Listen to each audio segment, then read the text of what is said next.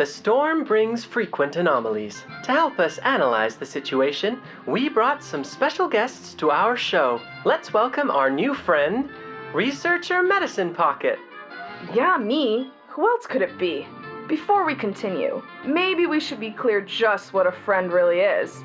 It is someone who is always by our side and brings us new opportunities. If that's the case, you might say the storm is our friend. That's right. And to become good friends, we have to learn more about each... Here I am! Of course, a special guest deserves a special entrance. Allow me to present Miss Regulus from the Timekeepers team. Alright, so what is it this time? Oi!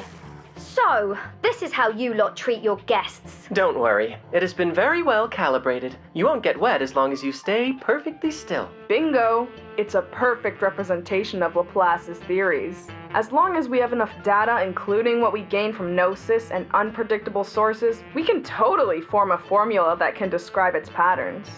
Which brings us to Laplace's special program, Get to Know the Storm Together, beginning with the Grandfather Paradox. Now, let us introduce the Grandfather Paradox in detail. I've heard about it. It's like if someone went back to the past and killed his mother, or his father, grandfather. It doesn't really matter who specifically. Yeah, right. Suppose I'll just use myself as an example then.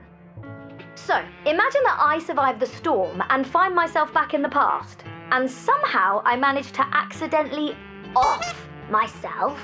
But how could the me that did it, do that if I did myself in during the past?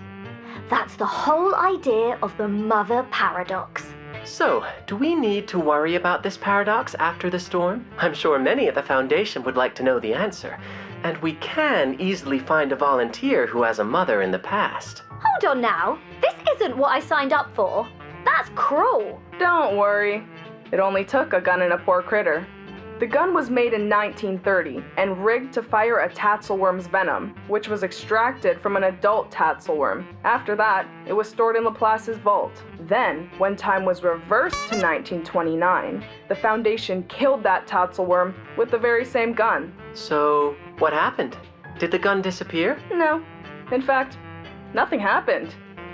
In conclusion, we can say that this paradox does not appear to occur in time travel caused by the storm. The implications might mean that what we're going through may be something even more complicated than time travel. So, Regulus, what's on your mind? Just thinking, now that I wish I could meet my mother and myself in the past. No matter how cruel reality gets, we're always free to imagine. So, you would... I think I'd take her to the Woodstock Festival. Because you want to make up for lost time? No, because it would have been groovy to be there. Plus, if I met myself in the past, then I could tell her, don't you bloody take Apple out to sea on June the 3rd, 1966. I'm bloody serious. I bet you wouldn't listen. My ship will blow up. That rocks. And that you would insist on sailing out to sea just to spite yourself. Ugh. For once, I wish I wasn't born to be a rocker. All that aside, do you think anyone actually has met themselves in the past? It's hard to say. Laplace would have us tied up with a dog leash if they could.